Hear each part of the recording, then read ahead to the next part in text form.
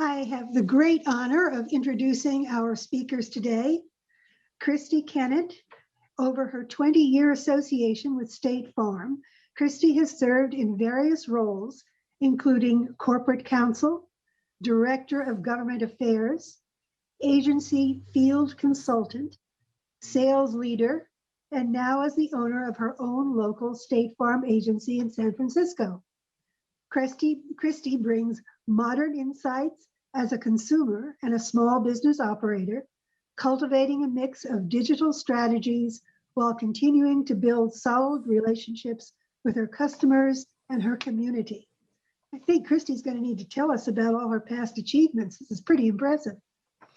Todd Crawshaw, our second presenter, is the founder and co-owner of Crawshaw Design with his wife, a full-service multimedia San Francisco Bay Area graphic design firm specializing in integrated brand marketing for print and the web. With nationally recognized clients and more than 35 years experience, the firm is versed in working with companies of all sizes, from individual priorities, guys who own their own business, and major corporations and institutions in a variety of industries. Robert Summers of San Francisco, California, is a sole practitioner with more than 44 years experience as a practicing attorney. An international and domestic tax specialist, he has represented and advised numerous US and foreign individuals and small companies on a variety of tax, business, and estate planning matters since 1976. He is the author of several tax books, Cryptocurrency, Income Tax Planning, Failure to Disclose Foreign Financial Assets, Independent Contractor versus Employee Quagmire, and Pragmatic Asset Protection. Those last are all Bob's books in print and available now. So here we go. Those are our presenters. It's Georgina. Todd's gonna go ahead and present. I'm gonna share the screen. Hang on, see if we can get this to go. While he's pulling this up, I'll just kind of start off by saying that when Todd, Bob, and I originally talked about doing a panel discussion together, it was this time last year, and we had no idea what was ahead due to the COVID-19 pandemic. If you can imagine, in my own local business, we had been used to walking our neighborhood businesses for potential new customer leads. We would sponsor and attend different events. We even worked the State Farm booths at the Warrior games, and different sporting events. And overnight, our motto went from like a good neighbor, State Farm is there, to like a good neighbor, stay over there. so as you can imagine, the pandemic has no doubt changed our business landscape. While many industries did slow down, many more have seen unprecedented levels of business. In my own business, I actually added to my staff this last year in 2020. We ended 2020 with our record highs in both new customer business and customer retention. And as customers have been staying indoors and online, our online strategies and enhancing our virtual office were really key to continue to be vital, to our business success. So knowing how to navigate this new frontier really starts with understanding the new habits of consumers. Todd, go ahead and slide, please. All right.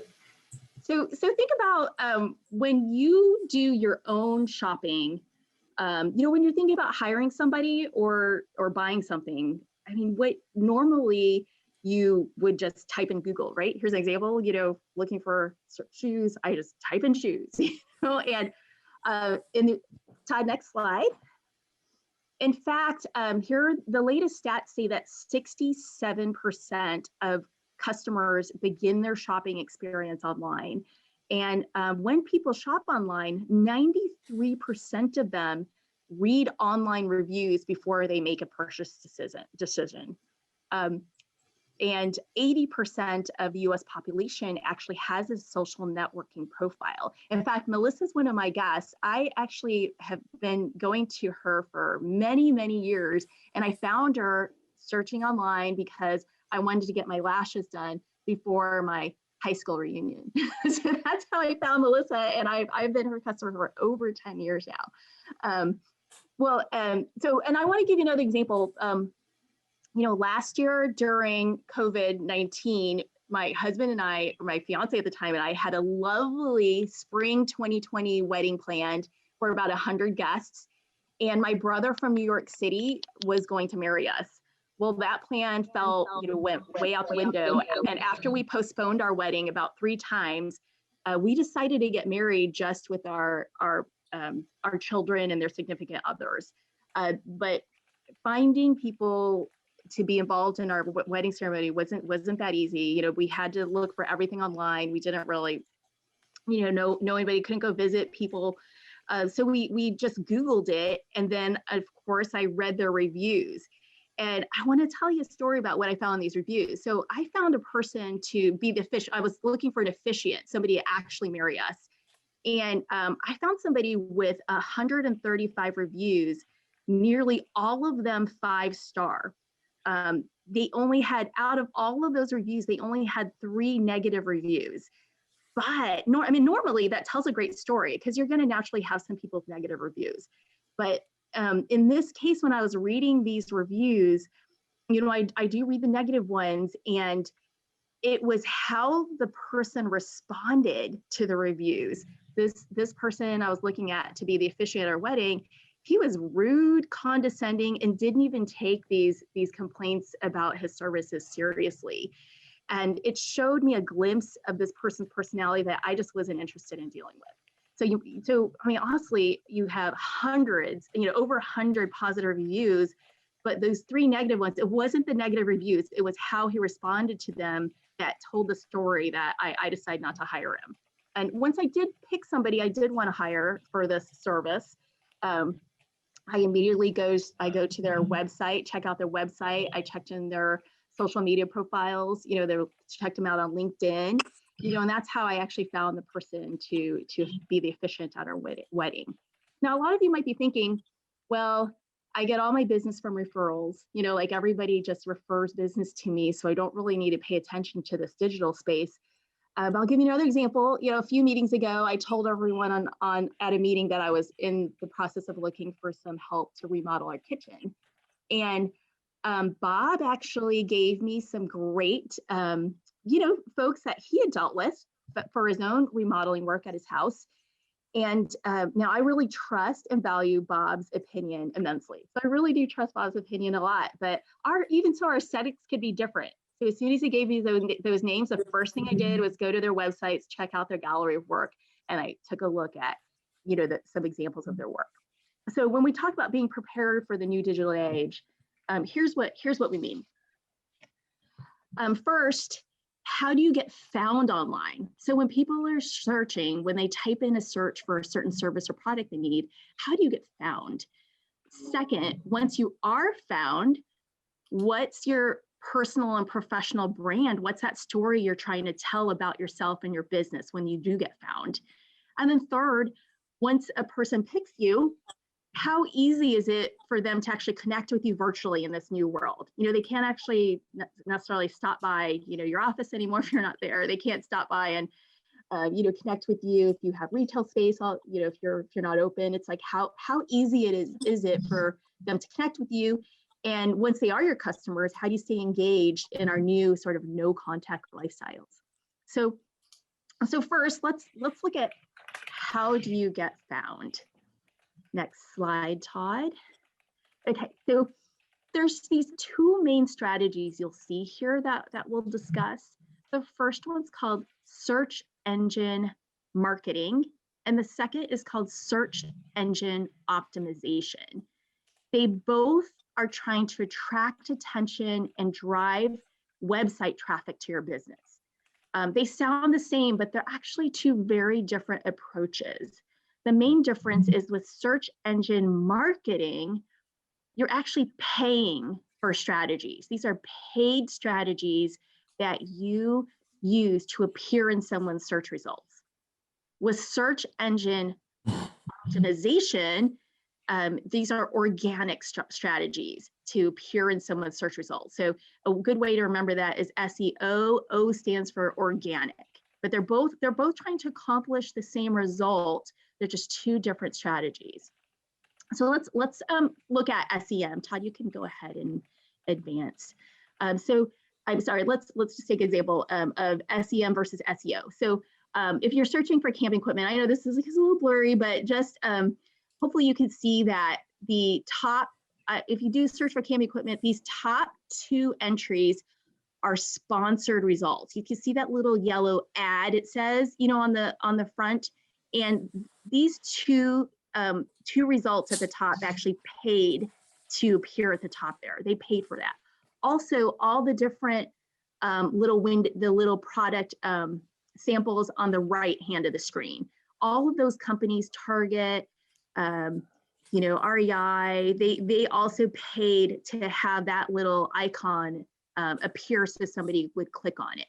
Now, the next two that say camping gear and camping and hiking gear, one's a company, and the one at the bottom is actually REI. Those two are organic results. So while the first two that came up are companies that paid to appear there, the next two are results that organically, by the things that they're doing online and the tactics they're employing, are organically popping up there. Now, Todd, go ahead and show the next one. Now, this one also is hard to read, but I just want to tell you what it says. This one is searching for auto insurance in Cedar Rapids, Iowa. I thought, let me use the example of a relatively small town. I mean, how many auto insurance choices could there be in Cedar Rapids, Iowa? Well, actually, if you could see the top, it actually says there were 1.78 million results. For auto insurance in Cedar Rapids, Iowa, there were actually 1.78 million results that took only 1.39 seconds to generate from a Google search. And the very, very top result just happens to be smithinsurance.com. And I know this person, it's actually State Farm agent John Smith, and he purchased that ability to after 1.78 million results to be the #1 result that pops up.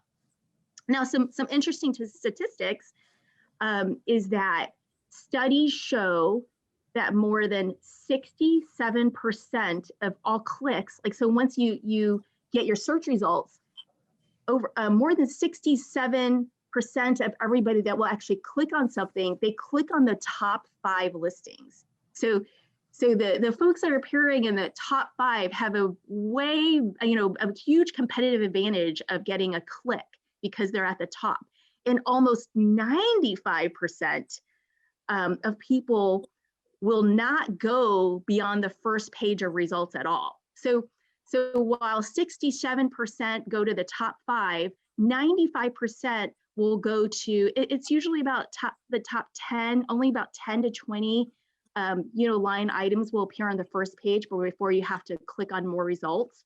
So 95% are going to that top 20, let's say, and 5% get divided among the rest of that 1.78 million, that get listed here. So going back, go ahead, Todd, to the next slide. So going back to this slide again, when you are looking at how can you get one of these results, then you're trying to figure out you could buy your way to the top, or you could figure out what are the things I can do organically that will get me to the top. And search engine marketing, what that involves is search engine marketing involves buying these keywords. So what you're doing is you're gonna pay for the word camping equipment, for example. If you're in the business of camping equipment, you're gonna pay for the ability to say, whenever somebody types in this word, I'm gonna buy that top listing. Or, there are other things you can purchase. You can purchase actual ads, you can purchase impressions on Facebook. Like when you scroll through Facebook, you'll see, oh, there are these sponsor ads. So you can purchase content that will appear in front of somebody. Now, when somebody buys content like this, they don't actually have to pay for it until you click on it. And that's where you hear that term pay per click, is because you have like a monthly budget, and that budget will get assigned to all these keyword searches that you've purchased, but you don't actually pay anything to the company that you purchase these words from unless they actually click on your link. So that's what's called pay per link. But you can also pay per impression. I do some of both. And just an example, I do impressions on Yelp, but I don't pay for it unless they click. In a single month, my ad on Yelp appeared 54,000 times. So that's how often somebody had searched, and how often, based on my bidding and based on my budget, I actually appeared at the top of Yelp 54,000 times in 30 days. And then of that, then I had a certain number of people that clicked through, and then I get charged whenever somebody clicks through. So that search engine marketing, again, is involving the paying for the top. But search engine optimization then is this organic way of getting to the top. And Todd, you can go ahead and advance to the next slide. They're both after the same result. Again, you're trying to get people to find you and click on the link to find you, then your web page. So while search engine marketing is very key, keyword focused, search engine optimization is also keyword focused, but instead of paying for those words, you include them in your website. So you try to match whatever people are looking for based on what's on your website. And you also, some things that can also help are just activity, like just having online reviews helps. You see this a lot when you're searching for something in Google, and the first listings that come up aren't somebody's website, but sometimes it's actually their Yelp review page, or sometimes it's their LinkedIn page. And so that kind of shows you how everything's interrelated. Your reviews on Yelp, your review on Google, your reviews on Google can also, set you at the top of the listings as you're listed in those directories, but it's all related. And even your social media activity, I've heard from a lot of you folks that you don't like it on Facebook, you don't like doing this, you don't understand it.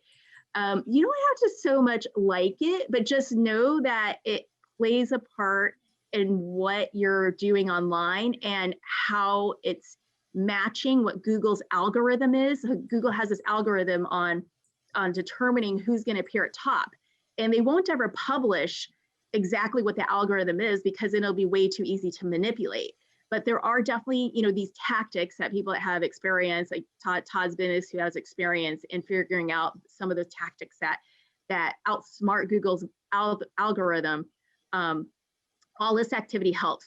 URL links, what I'm talking about there is you can actually purchase website links, like we call them redirects. And for an example, if you're, my website name, official name is christykennett.com, but I could also purchase, for example, carinsurancesanfrancisco.com and bayareahomeinsurance.com. And I have about 10 other links that I've purchased those website names, because I'm trying to match what people are searching for.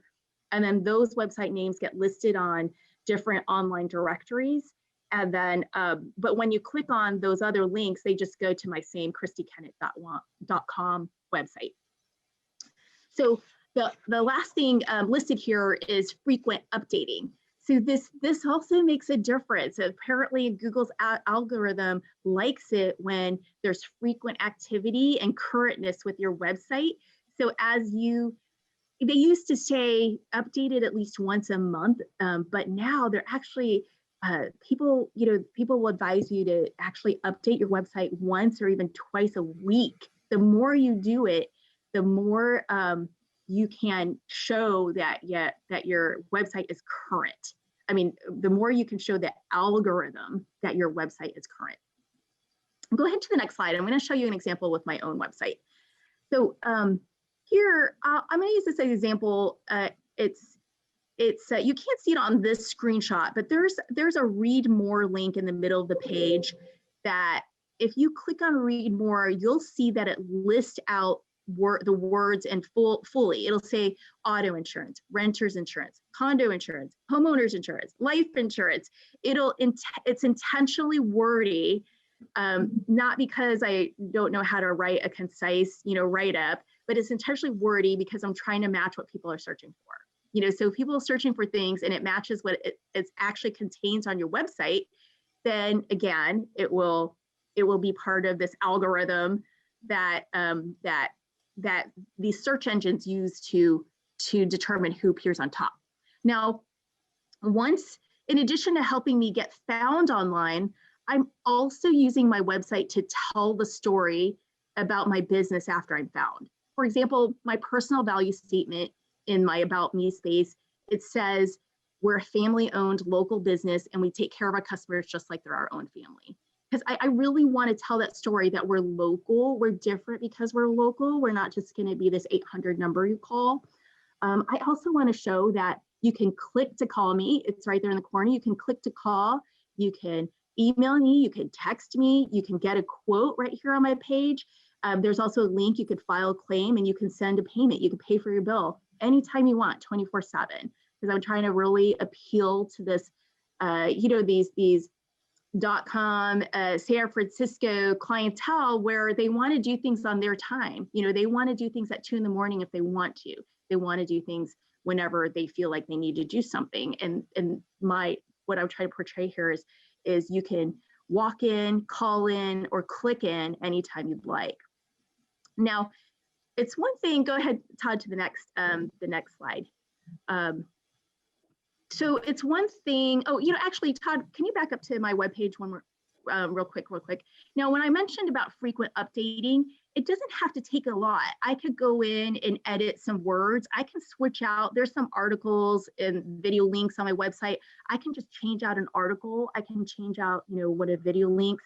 And also, since I have my webpage tied to my social media, every time I post on social media, it also updates my website automatically. So it's all kind of tied together, and people can find me. Once they find me on my site, they can go and check out these other areas of Yelp, LinkedIn, Facebook, Instagram, and check me out on all those other places too. Go ahead, Todd, to the next one. So it's one thing to be found, but then after someone finds you, it's really, what is your personal and professional brand you're trying to portray? What's the story you want to tell? And this I think is a great visual, because if you think of your virtual office as a physical office, which one of these businesses would you rather do business with? The one on the left or the one on the right? You might like the shabby hippie attitude of the one on the right, but for insurance, you probably want the one on the left if you're going to compare. I'm going to try. Go ahead, Todd. You can take it from here on.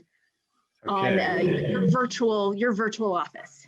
So look at this picture and remember it, because I'm going to refer back to it that Christy posted. So talking about website and social media marketing.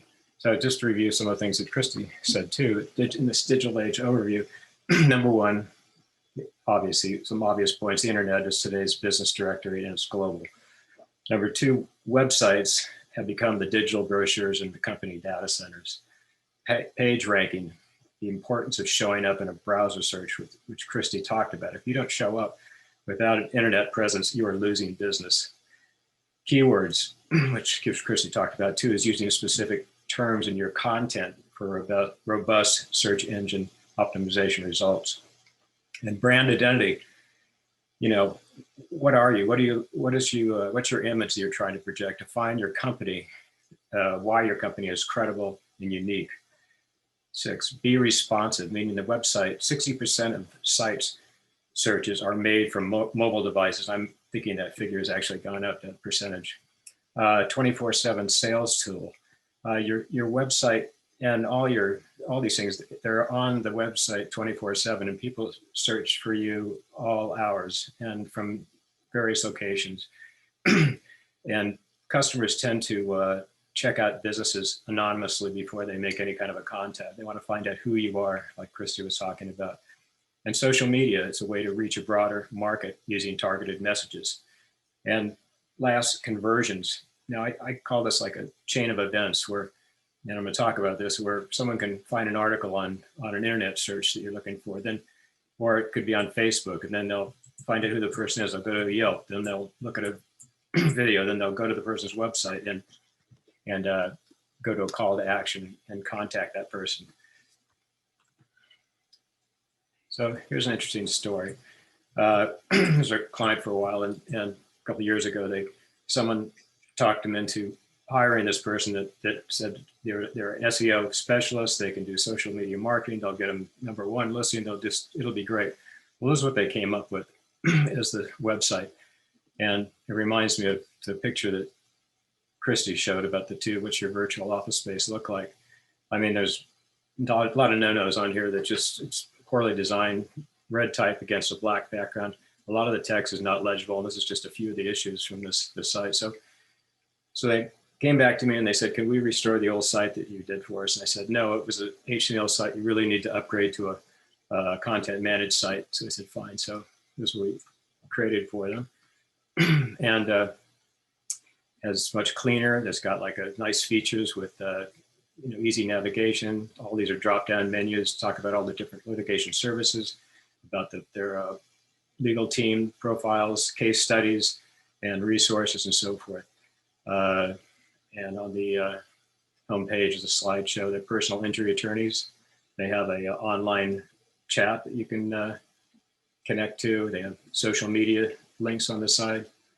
And it's just a much more inviting site than their previous one, I would say. I'm going to show a few other sites that we've done for Rochelle Optometry, San Francisco Eyesight.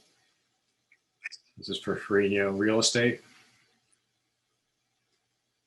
And when I'm talking about being responsive, scalable, mobile-friendly websites, that your site needs to look good on a large monitor, whether it's a tablet or a mobile device, a smartphone. You've seen my site. If you've been to some of the other presentations I've had, ours, we have a lot of dynamic content, a lot about our company, how we our services and our process, and talk about branding, websites, illustration, and multimedia. We're going to talk about videos. So Google searches. So here's an example. So someone comes, they're searching for an attorney in San Francisco that is a specialist in foreign tax. And so they click on this, and if they click on it, this is what's going to come up. They see, oh, Robert L. Summers, got 4 stars, and they see a site they wanted to find out more about Robert L. Summers. They type in his name, and his internet presence is quite vast. This is just the first page. It goes on for a few more pages. From that, they might say, well, let me check on all of these. Let me check out his Yelp reviews. Wow, he's got 37 5-star reviews. They read through that. They get a good feeling of what he's about and what kind of service he provides. They go to his website, perhaps. Now, this is his current site, but we're in the process of designing his new site, which is looking like this, similar branding, which has about his profile, legal services, his books, videos, articles, and posts. Looking through this, they might say, well, I want to, let me click to the next one. As part of the slide, they say, oh, he wrote a book on cryptocurrency. I'm interested in that, as well as foreign financial assets too.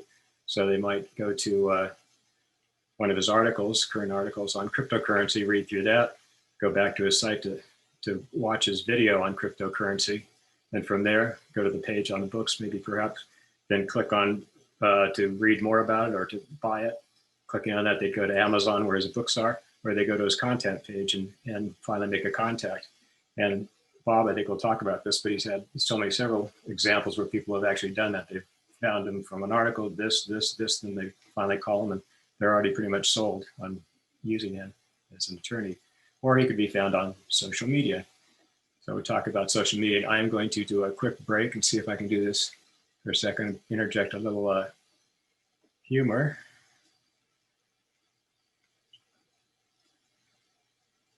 maybe some of you saw this once.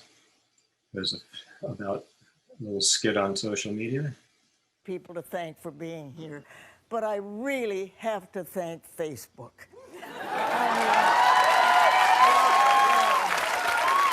When I first heard about the campaign to get me to host Saturday Night Live, I didn't know what Facebook was.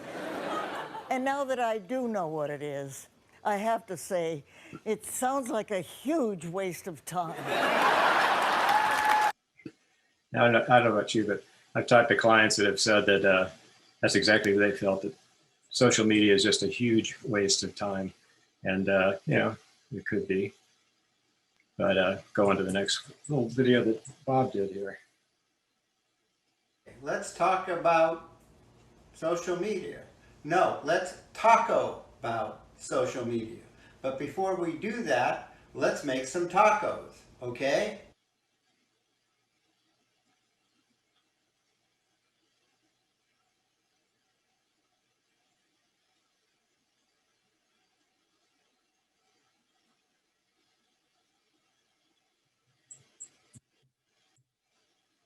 We have our taco. Let's start talking about social media.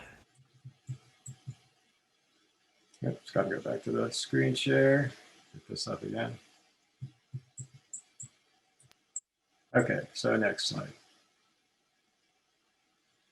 So this was something Christy found on the internet, a little comic description of what the different platforms are. Facebook, about tacos. I like tacos. YouTube, watch me make tacos. Yelp, best tacos in town. I ate there once, trust me. Instagram, best hashtag tacos ever. Twitter, worst hashtag tacos ever. And LinkedIn, skills include tacos and taco consumption. That's a little simplistic, but it does bring home a little bit. So if you're going to use social media, choosing the right social media platforms for your business, there are multiple platforms, but these are the 6 that I focused on here. So kind of think about who your audience is, how you can reach them, and what are your goals? What are your objectives using this? I'm not going to go through all this, but demographics of purpose, best for, and downside. You can see that, you know, 1 billion users using this. Facebook, they're saying the demographics 25 to 54. I'm not sure about this one with Twitter, 18 to 19. I think it's much higher than that.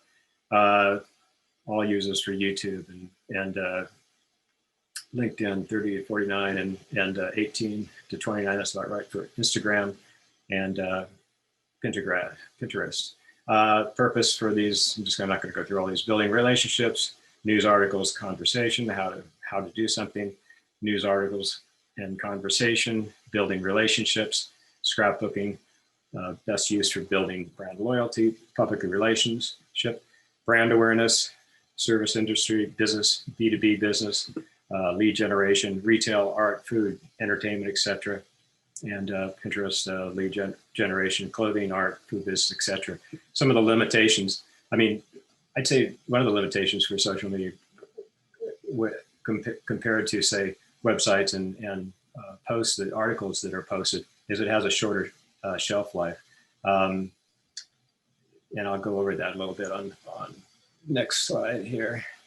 So with Facebook, here's one of our clients, Jim Marshall, photography. With Facebook, allows users to share pictures, music, videos, and articles, as well as their own thoughts and opinions with others, however many people they like. And you publish content on Facebook, you can typically expect it to last for about 5 hours. They say during which time the average post receives about 3/4 of its total engagement. Next slide here. So with Twitter, it's a pretty much online news platform where people communicate in short messages. It's now up to 280. It used to be 140 characters long, called tweets. Everybody knows that. This platform constantly pushes the content to its users, and it has a short lifespan. It's average about 18 minutes. This is mine. I don't use it that much. I use it to post some of my books and art and political comments and such. YouTube, which I'm going to talk about more later, is a marketing that's overlooked a lot by social media marketers, but it's really, I think, a really powerful one. You can create business channels, which provides an easy way for people to store video online and share them with others, and covers many topics. These videos are easy to share via forms of social media, email, and websites, and also to be embedded in your website. Here's Frank's LinkedIn page. It's a B2B marketers say that LinkedIn is responsible for 80% of their social media leads. Like use matched audience features, search for individuals, leverage groups, start your own group, and it also has a longer shelf life than some of the other platforms. Instagram, you can turn your posts into sponsored ads to reach a targeted audience. Also, like Facebook, they're linked together really. Facebook bought Instagram a while back, and one post might just be something that'll hook a potential client or customer. Use Instagram stories to post behind the scenes photos or videos. The content you publish in Instagram tends to last much longer than Facebook posts. The average Instagram content lifespan is, say, 48 hours. And then Pinterest. I don't use this too much, but I do like it. It's sort of interesting. It's an image-based social media network where users and businesses can promote and explore their interests by pinning images and videos on this virtual bulletin board. In terms of longevity, they last a lot longer. High quality pins continue to garner repins and engage for a year or more. So let me go on to one of our clients, an example that we've done social media programs with, Jim Marshall Photography. Jim Marshall was a client back in 2010. I think a little bit before that. He died in 2010 suddenly. And his estate he gave over to Amelia Davis, which was his longtime partner and friend.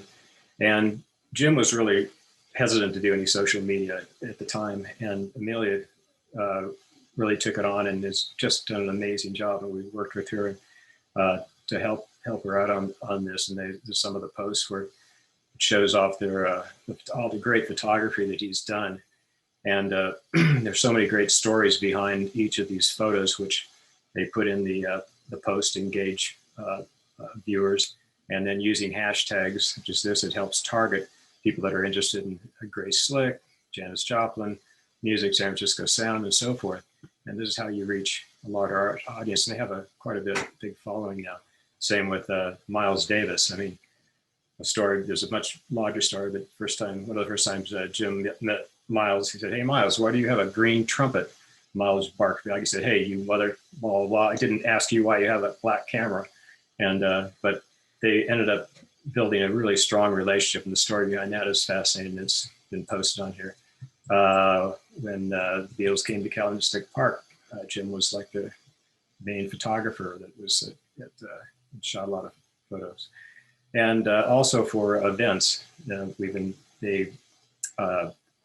a documentary that was made on Jim Marshall's life. He's quite an eccentric character, and this was marketed almost solely on social media.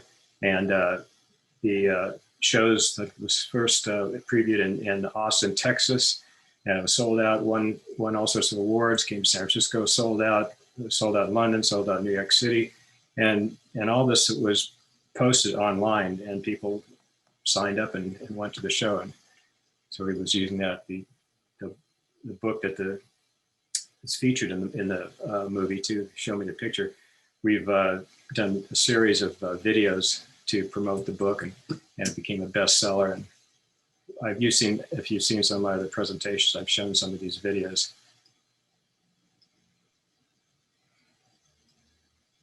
And for posting events.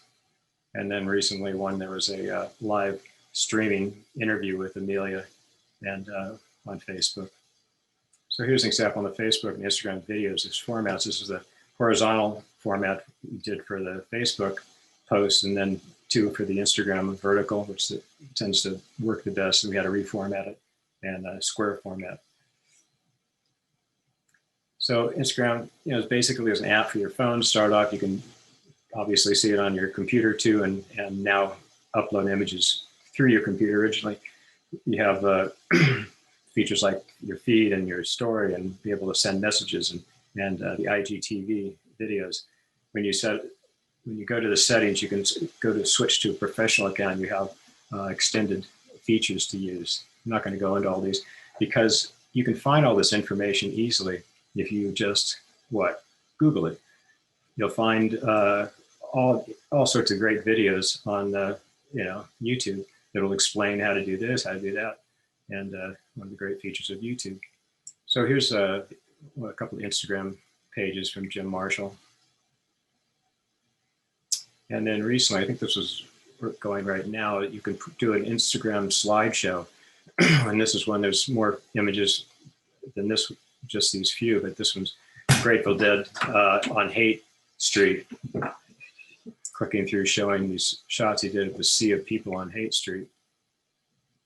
And there's a picture of Haight Street today. It was kind of sad and empty. And then it goes to the Jim Marshall Show Me the Picture book with a link. You click on that. It takes you to the Amazon page with more about the book and you can purchase it. So it's a nice sales tool. So another client, the Propeller Club of Northern California. So they're like an organization, similar to ours, that would meet every Thursday for lunch. We'd meet Marines Memorial, and they were meeting at the Jack London Square at Scott's Seafood.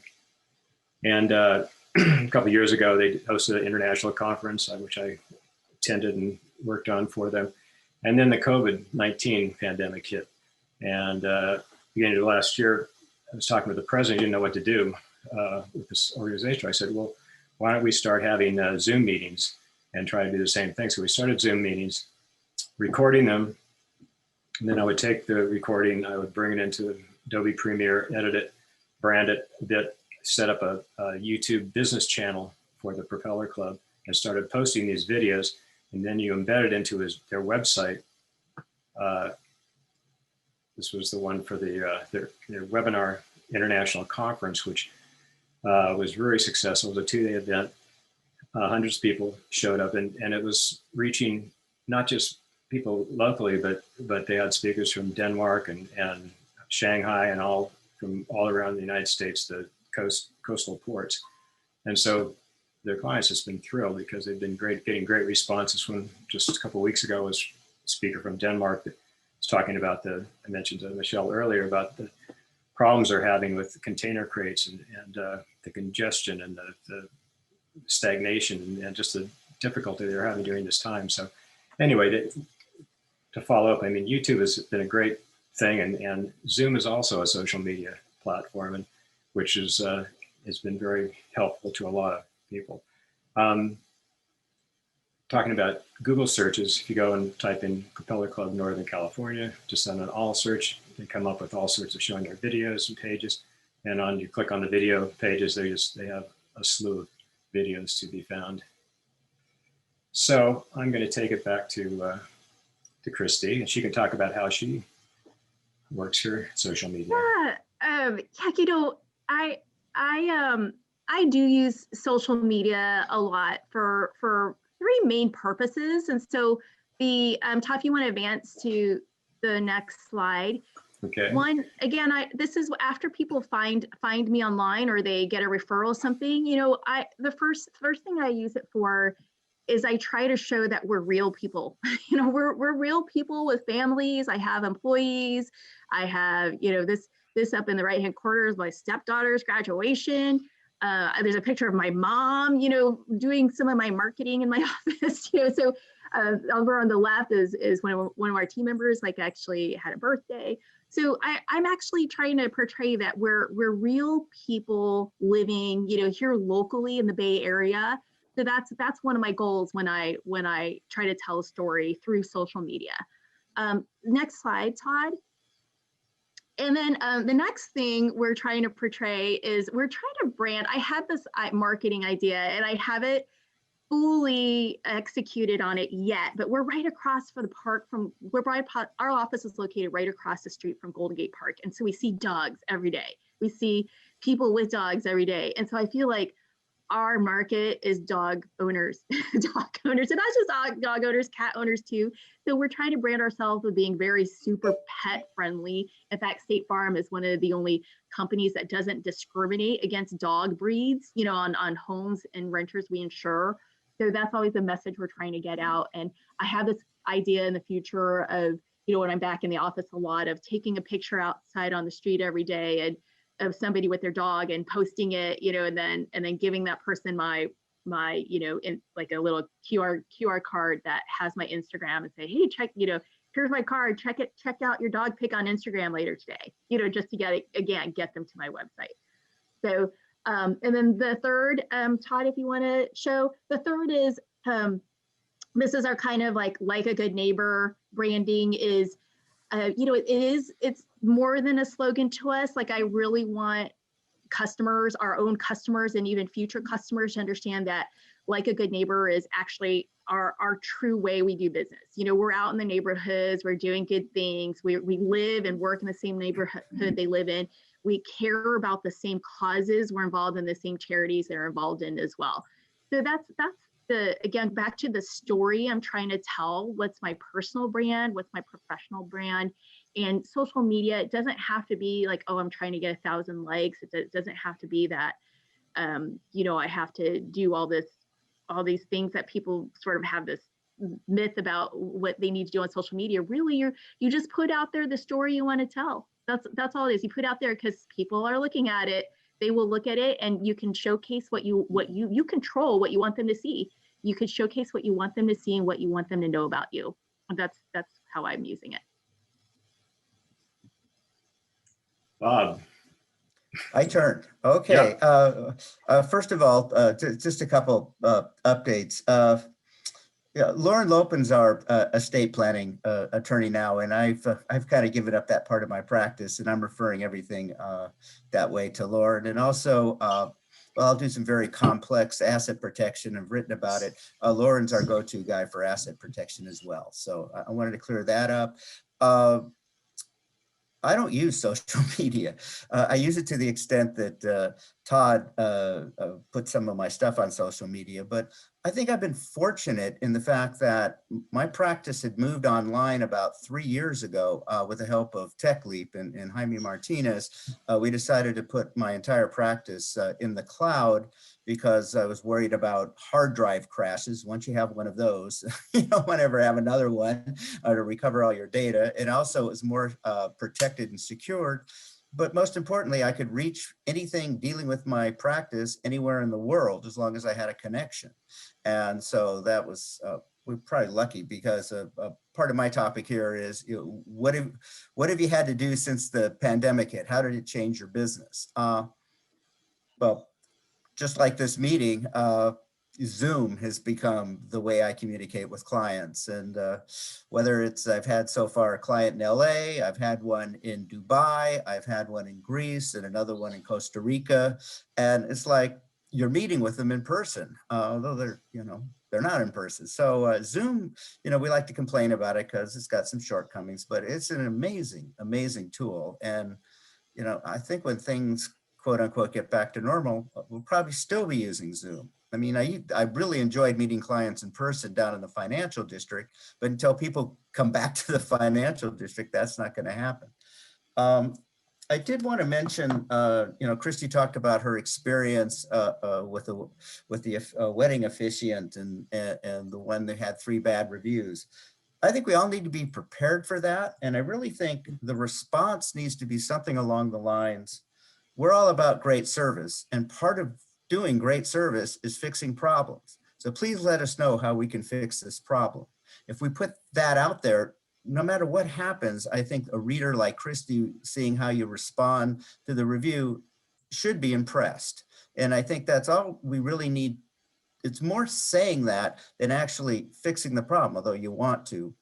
And Christy's, I guess his officiant, there's nothing to fix because it's over and done with. But most problems can be fixed. I really like to open it up for questions. I feel like the panel's been talking long enough, and there's probably some great questions out there. So I'm going to end my presentation at this point and just say, let's open it up for questions. So you can all unmute yourselves, possibly raise your hand, and I don't know, Todd or Christy, you be the one to figure this out, who to call on. I just want to add one thing. Bob I think you mentioned it a couple of weeks ago that someone was in Switzerland that was searching for something. They found an article, then they watched your video, and then they, went to your Yelp review, and then they contacted you. You're always asked, well, how did you find me? And they say, well, I found you on the internet, or that the one example of the woman from China that inherited some money and had contacted you, and you said, well, how did you find me? And she says, well, you're famous all over the internet, or something to that effect. So it's having a presence on the internet is really important for your business. Yeah, I was pleased with the woman from Switzerland because she said she watched my videos, so I could say, hey, Todd, someone watched the videos we produced. So I thought he'd get a kick out of that. So I did. Okay. Someone's got to have a question, so go ahead. Patrick. Hi, guys, excellent job. Question, the return on investments.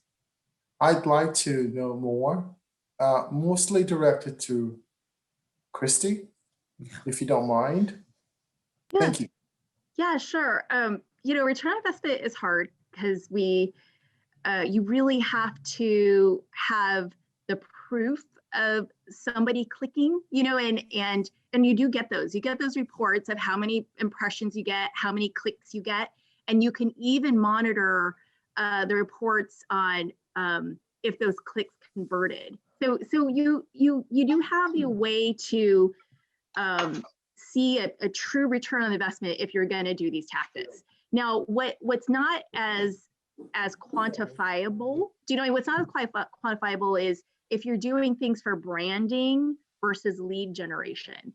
Because some things you do for branding because you just want to spread the word that you're out there, but it's not going to always translate into a pure lead. Is what I mean? But it's like, so you have, it's hard to do return on investment on branding. It's very easy to find return of this investment on lead generation. And so I'm definitely a statistics, like I track it all the time, and I'm always switching tactics based on, where I'm getting the best results, time of day, when people are shopping, and I can see that chart. Yelp, for example, I do a lot with Yelp. Yelp gives you the exact stats you want all the time. You can see your reports all the time. And so if you are going to do these kind of tactics, I would definitely recommend somebody who can demonstrate your reporting.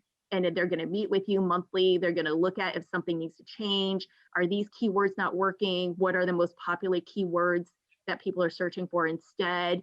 And you do have to adapt. So this isn't a set it and forget it at all. It's a start it, adapt, modify, track, and so that you can really get good results. Just to add on that too, is that, we're living in this age where it's instant gratification. People want results immediately. And when you launch a social media campaign, you can't just do a couple of posts and expect great results. You got to be consistent. You have to keep doing. You got to change your content, get people engaged. That's part of it. I think back when I used to work for a radio station, and we would do these large campaigns. If you work on months on it, we'd have these focus groups sitting behind the glass, watching people come in and review something and make their comments, and everybody would say, well, maybe we need to change this and so forth. So you work on this thing for months and months, then you launch the campaign, and then a lot of people at work will say, well, nothing's happening. What's going on? Nothing's changing. Well, it takes a while. You have to give it time. And it's the same with social media, and it's even with your website, adding new content. So all that factors in. Thank you. Yeah. Well, I'll just say that I use Yelp extensively. Basically, it's Yelp and it's Google, and I don't pay anything for those. So my return on investment, I give Todd lots of money to make my website look good and do my videos and make sure things are working. But I don't actually pay directly for anything. Over time, that's definitely where I want to be too. So over time, I've actually only been, I know I sound like an expert, but I've actually had this particular business open for 2 years. So I just opened this particular business in this location for 2 years ago. And so I have to pay for stuff if I want to be, in the game. But over time, I am going to be very organically able to be found because I'm going to have 100 reviews, or I'm going to have, the other ways that are going to influence the way people can find me. versus now unfortunately I just had to pay for it because I'm so new. Hey, Yoko had a question. Hi, thanks everyone. In my world, Prop 19 is the biggest issue of the day and nobody seems to have any answers. So Bob, do you Oh, have we any have clarity answers. on that? Oh, good. Love to hear it. Or is that the wrong prop? Is that the, are you talking, go ahead. What's the question again, Yoko?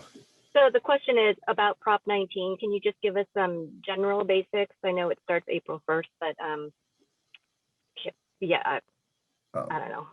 As much as you want to share about Prop 19 would be really helpful. Why don't you describe what it is? So Prop 19, the part that we're in the real estate industry most concerned about is the idea of being able to transfer a property's tax base to their new property anywhere within California if they're 55 and older. Oh, that part, yeah. But we were dealing with the parent-to-child exclusion that ended February 15th. Lauren and I have talked extensively about ways around that or how to plan for that. So that's what kind of confused me. But you're talking about the 55 and over. That's something I haven't looked at because everyone was so panicked with the losing the parent-to-child exclusion. We kind of just focused on that, and that ended, I think, February 15th. So what is your, I mean, for someone, what is your, are you a broker? What's the nature of your business? Me? Oh, yes, I'm a real estate. So the Prop 19 was actually brought by your business. It is, the sole purpose of it was for real estate, the real estate industry to get more commissions. And it's created a huge nightmare for a lot of people. For the only benefit really is for people who are 55 and older. They can transfer their home, their property tax basis to other properties. And if the property, they could do it 3 times. No, actually they could do it, I think, as many times as they want. And no, wait. No, they could do it 3 times in their lifetime. And there is an adjustment, though, if the property they're buying is more than what they sold, there will be some sort of adjustment. The downside of doing that is there's still a capital gains problem. And if someone owned a house for a number of years, let's say anywhere in the Bay Area, the amount that you could transfer and avoid capital gains is only $250,000 per person or $500,000 if you're married.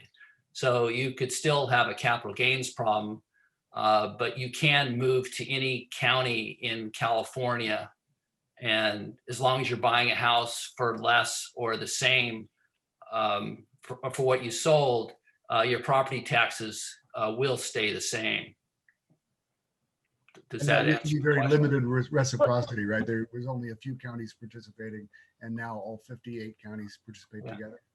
Right. So those are the basics that are published everywhere. I guess the question is, how are the assessors dealing with it? And do both sides of the transaction have to happen after April 1st? That's a big question that is somewhat unclear. That is unknown. The Board of Equalization, who dictates their handbook for assessors, has not been updated.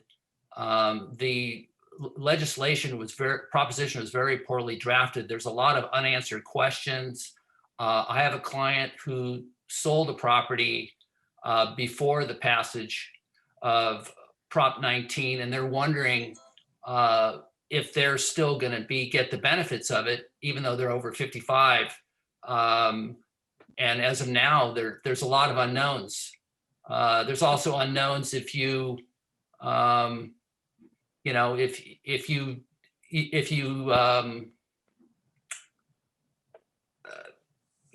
make a transfer to your kids, and what if you decide you need to sell the house? How's that going to be affected? There's a lot of unknowns. The assessors are very behind, or the recorders are very behind in recording documents. And I recorded probably, I don't know, 40 deeds before February 15th to get it so that there could be parent-child exclusion would apply to the kids now. That's really where most of lawyers were focused. What's going to happen after on April 15th for people over 55 is if you haven't sold yet, clearly you get the benefits. If you've already sold prior, we don't know, and there's a lot of unknown. Okay. Frank,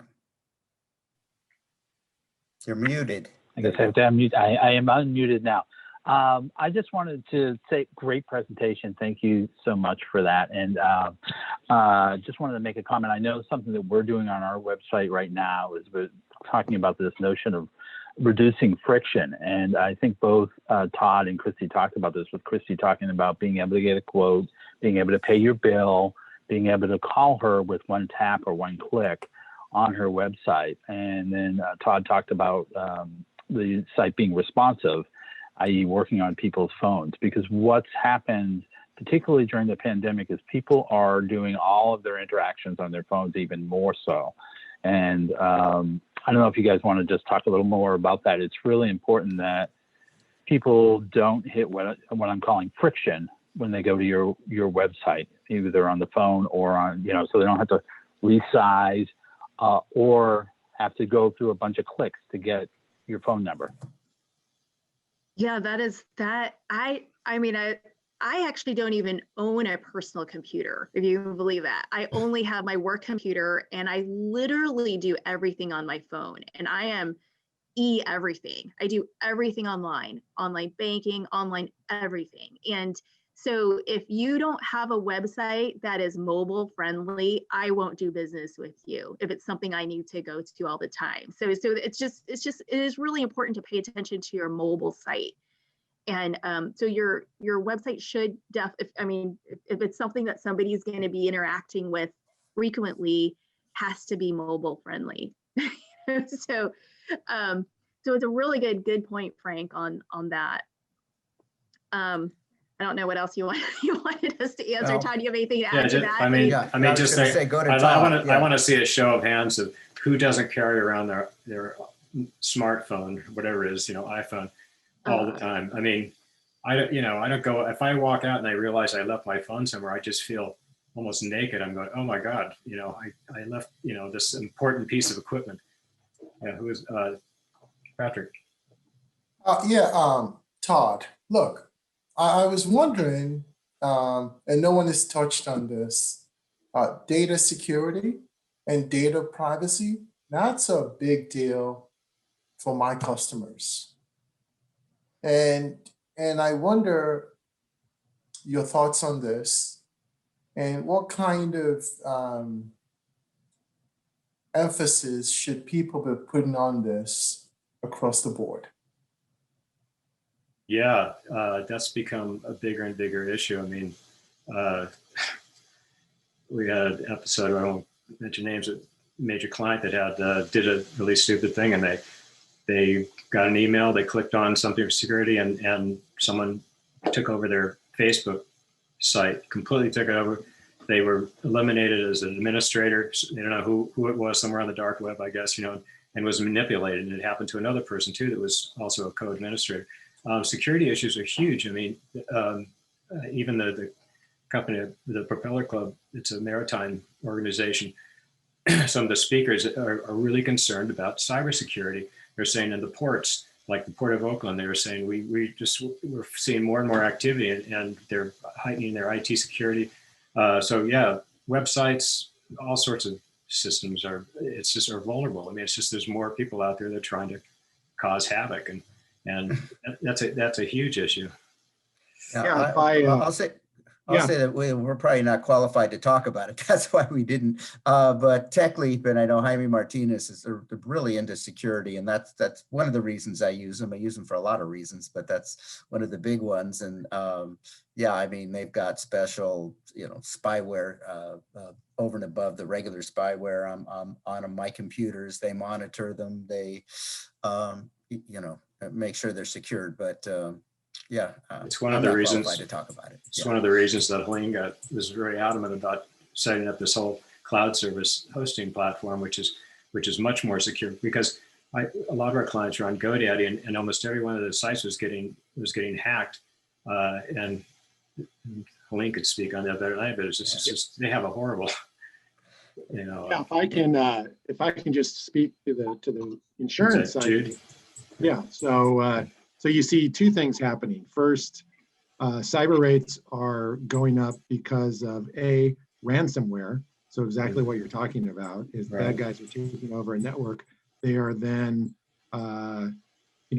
forcing ransom from you. And actually, these cyber policies actually, as long as they include ransomware coverage, there is coverage. So that's the good news.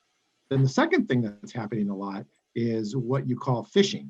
Right, where it's a fake email, looks like it comes from the CEO to the CFO, and remember, no one's right next to each other anymore, right? And so it looks real, and they end up, the CFO sends the wire, and it ends up being fake, and it's a loss, and so the insurance, typically will also cover that. So that's a couple things going on. The other thing I wanted to mention is that I had a claim last year from a nonprofit who posted, this is pre-pandemic, who posted pictures from a party, and they did not get the authorization to post those, and they got sued. So you have to remember, as the more we go online, if you're going to be posting pictures of people, you have to get their permission to do that. Thank you, Well, guys. probably last Michael. question from Michael. Yeah. I wanted this great presentation. And I actually wanted to put this out to the panel and to people who are business to consumer, all of us who are business to consumer focused. I would like to get thoughts about anybody who's used Thumbtack or Home Advisor or Nextdoor as part of their marketing strategy. And it goes to the question of Patrick asking, what's the ROI? I've spent a bunch of money on the Yelpiverse and I'm disappointed at the results. I'm looking for better results. Christy? I haven't paid for anything on Nextdoor yet, but I probably will try it. I like it. I'm on Nextdoor a lot myself. But what I do is I troll Nextdoor. So I'll get on Nextdoor, I'll search for somebody who has an insurance question or somebody who's looking for insurance, and then I'll private message them. And I have gotten business that way. And then I also, in my own feed, when I see it, somebody's looking for a window cleaner, architect, or some other problem, I'll refer my friends. I'll either comment with somebody or else I'll PM and say, hey, this is who I used and they were awesome.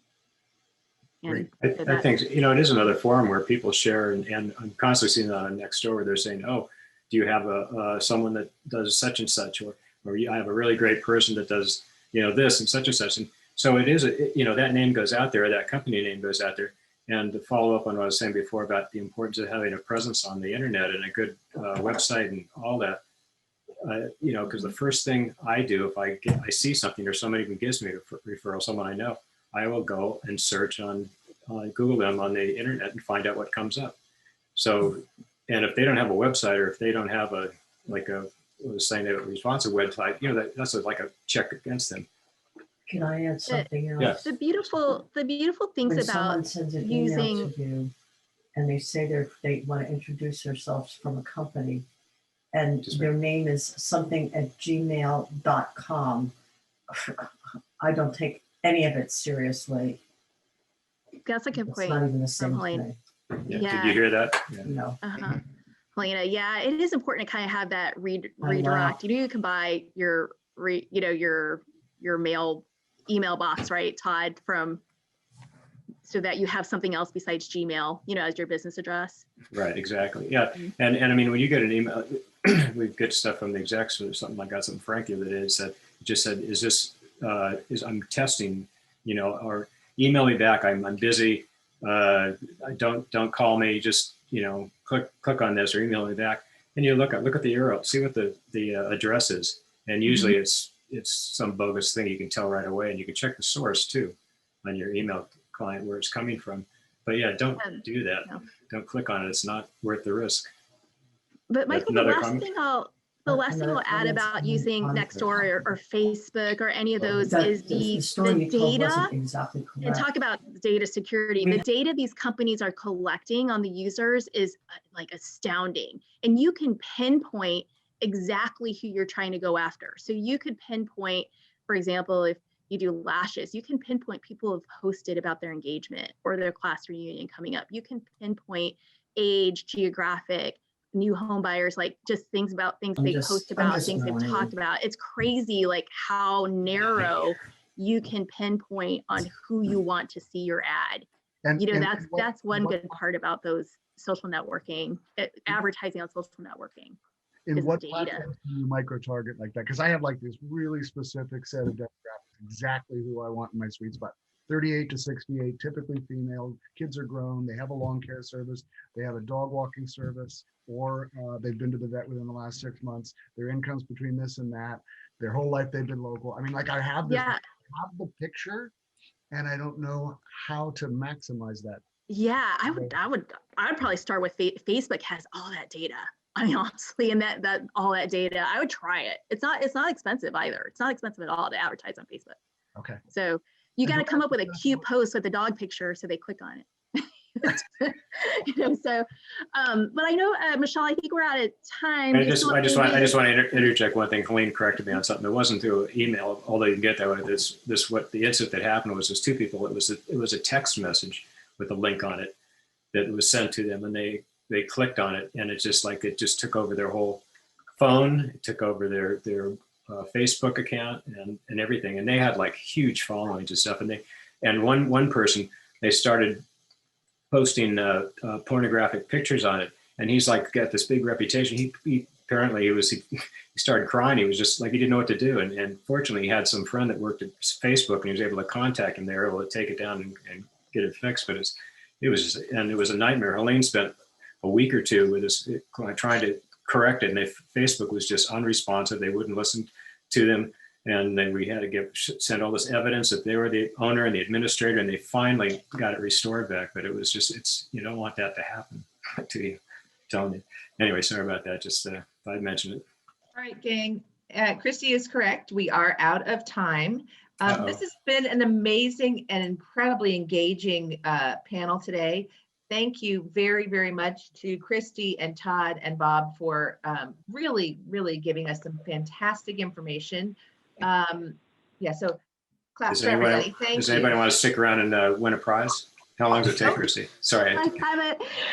Well, I had this little, it might take like 2 more minutes, but I had a little game I was going to play. Here, I'll just go ahead and it's funny because the person I drew was Michelle Jones. But Michelle, you don't get a prize unless you answer these questions right. And here, I'm just going to, oh shit, I think I could present. It's okay. Oh wait, I can share screen. Hold on.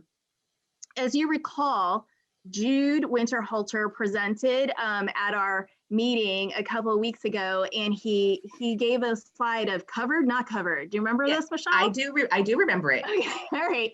So you have to get at least 2 of the 3 questions right. Okay. And so let's see if you can answer these. A woman was drunk and falls off the roof after the property owner and the insurance carrier told the apartment users not to use the roof. Was that liability claim covered or not covered under their insurance? You know, my recollection was it was covered, even though I thought it was just the stupidest reason for it to be covered.